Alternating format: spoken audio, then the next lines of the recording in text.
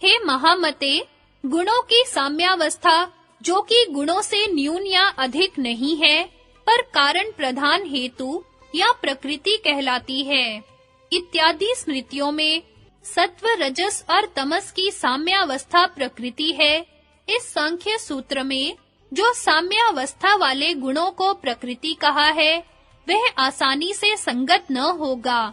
इत्यादि सूत्रों में और भाष्य में गुणों को ही मूल कारण कहने वाले वचन भी उत्पन्न न होंगे। इत्यादि दूषण होंगे और साम्यावस्था प्रकृति के लक्षण में विशेषण नहीं है, किंतु यदा कदाचित संबंध से प्रकृति का उपलक्षण है। जैसे कि काग वाले देवदत्त के घर है और वह न्यूनाधिक भाव से अकार्य अवस्था है। उस अवस्था से उपलक्षित गुणत्व प्रकृति का लक्षण है, महदादि से व्यावृत है। उससे सर्ग काल में भी गुणों को प्रकृतत्व की सिद्धि होने से प्रकृति की नित्यता की हानि नहीं होती। ईश्वर सदा एक रूप है, साम्यावस्था शून्य है। उसमें भी प्रकृति का लक्षण अति व्याप्त नहीं है। गुणों के संबंध में प्रमाण के उपदर्शक भूतेंद्रियात्मक विशेषण की व्याख्या करते हैं। तदेतद भूतेति, वह दृश्य भूत और इंद्रियात्मक है। भूत भावेन का विवरण है। पृथिव्यादीना, उनमें भी अवांतर विशेष को कहते हैं।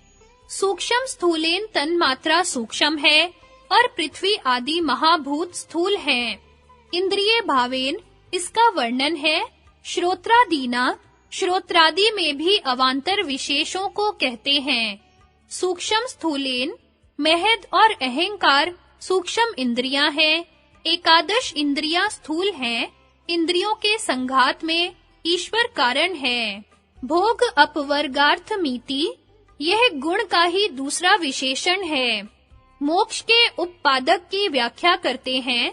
तत्तु न प्रयोजन मिति, वह गुण त्रय प्रयोजन शून्य भूत और इंद्रिय रूप से प्रवृत्त नहीं होता, किंतु प्रयोजन को लेकर ही प्रवृत्त होता है।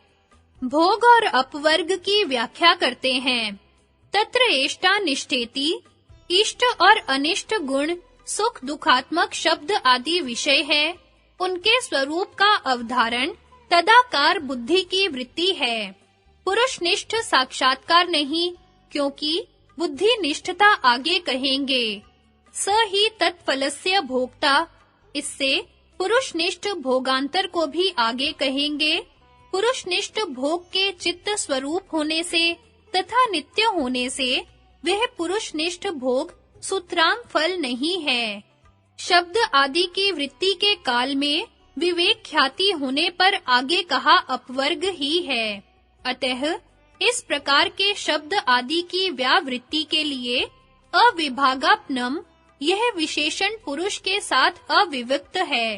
अर्थात अहंकार से मम, यह आत्मनिष्ठता अभिमान होना है। जीवन मुक्त को भोग नहीं, भोगाभास ही होता है, क्योंकि मैं सुनता हूँ इत्यादि अभिमान है। अंदर जिनके उन शब्द आदि वृत्ति के गुणों में ही भोग व्यवहार होता है। भोक्तु रीति, भोक्ता पुरुष का जो स्वरूप उपाधि रहित चैतन्य है, तदाकार बुद्धि अपवर्ग है। प्रथम मोक्ष ज्ञान से होता है, दूसरा मोक्ष राग के क्षय से होता है और तीसरा मोक्ष दुख त्रय के छूट जाने से होता है। यह मोक्ष लक्षण की व्याख्या हो गई। इसमें यह पंचशिखाचार्य का वाक्य प्रमाण है। अथवा अपवृज्यते अनेनेति, हट जाता है, छूट जाता है, जिसके द्वारा दुख से वह अपवर्ग है। इस व्युत्पत्ति से भी दुख त्रय से छूटना ही अपवर्ग है। शंका, भोग और अपवर्ग के सिवाय अन्य प्रयोजनार्थ दृश्य क्यों नहीं होता? समाधान, द्व्योरीति, इन दो भोग और अपवर्ग के अतिरिक्त दर्शन नहीं है, बुद्धि की वृत्ति नहीं है, तथा चोक्तमिति लोक में सबके कर्ता गुणों के विद्यमान होने पर भी तीन गुणों की अपेक्षा से जो चौथा पुरुष है, जो कि गुणों के व्यापार का साक्षी मात्र है, उसी में कर्ता बुद्धि से समर्प्यमान गुणों के परिणामों को युक्ति सिद्ध के समान देखता हुआ मूढ़ गुणों से अन्य चैतन्य दर्शन की संभावना तक नहीं करता है। बुद्धि और पुरुष दोनों ही स्वच्छ है और सूक्ष्म है। इस समानता से गुण और पुरुष दोनों तुल्य जातीय हैं। पुरुष चेतन अपरिणामी है और गुण जड़ है, परिणामी है। यह भिन्नता से गुण और पुरुष विजातीय है, यह आशय है।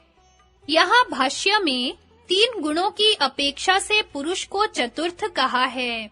इस वचन से अन्य भी जो तुरीय वाक्य है, वे जागृत आदि अवस्था में जो 3 गुण हैं, उनकी अपेक्षा से जो पुरुष का साक्षित्व है, उसको ही पुरुष की तुरीया अवस्था कहा है।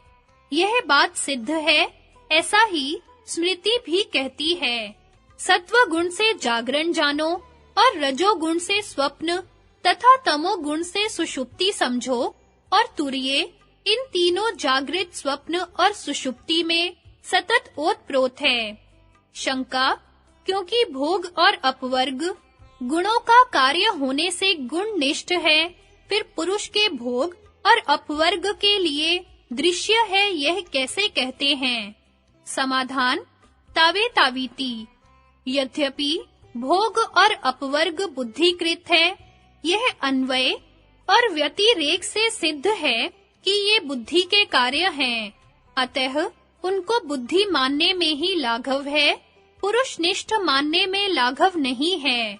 बंध और मोक्ष यथोक्त भोग और अपवर्ग है, वह पुरुष ही उनके फल का भोगता है। बुद्धिगत विषयावधारण, पुरुषावधारण के फल सुख दुख आदि रूप फल का भोगता है। अपने में प्रतिबिंबित सुख दुख का साक्षी है, अतः सुख दुख का स्वामी है। यहाँ पुरुष का भी स्वतंत्र भोग कहा है और स्वरूप प्रतिष्ठा व चित्ती शक्ति, इस अंतिम सूत्र में पुरुष का स्वतः ही मोक्ष भी कहेंगे। अतः पुरुष के भोग और अपवर्ग का निषेध नहीं है, क्योंकि बुद्धिगत भोग और अपवर्ग को स्वतः पुरुषार्थ नहीं है, अपितु परिणाम रूप भोग और अपवर्ग का ही पुरुष में निषेध किया गया है। इसीलिए तो एतो इस विशेषण से भाष्यकार ने भोग और अपवर्ग को विशेषित किया है। संसारी पुरुषों को ही मुख्य भोग बुद्धि की वृत्ति से अभिन्न सुख आदि का साक्षात्कार होता है, और जीवन मुक्त तथा ईश्वर को तो गौण भोग होता है, जो सुख आदि के साक्षात्कार मात्र रूप होता है। यदि पुरुष में पृथक भोग और मोक्ष न माने, तब कार्य कारण के कर्तृत्व में प्रकृति हेतु कहलाती है, और सुख दुख के भोग में पुरुष को हेतु कहते हैं। अन्यथा रूप को त्याग कर स्वरूप से व्यवस्थित मुक्ति है। बुद्धि के ही परम बंध और मोक्ष भी दर्शाते हैं।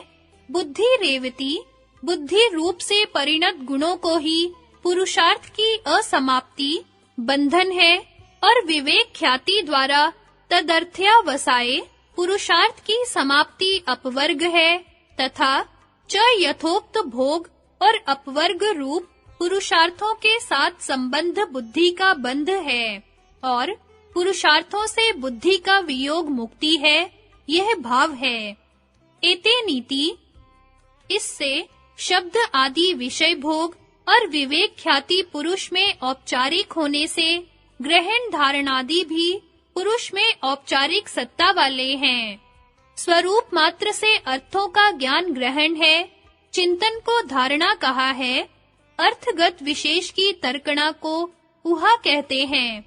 वितर्क के अंदर से विचार द्वारा कितनों ही के निराकरण को अपोह माना है। वितर्क के मध्य में से विचार द्वारा कुछ का अवधारण तत्व ज्ञान है। तत्कार्तापति अभिनिवेश है। प्रकृत योग की भूमिका मात्र से ही यहाँ चित्त के परिणामों को गिना है। इनसे दूसरे भी इच्छा, कृति आदि उपलक्षित जानने चाहिए। संगति, दृश्य का स्वभाव स्वरूप और प्रयोजन कहकर अगले सूत्र में उनकी अवस्थाओं का वर्णन करते हैं।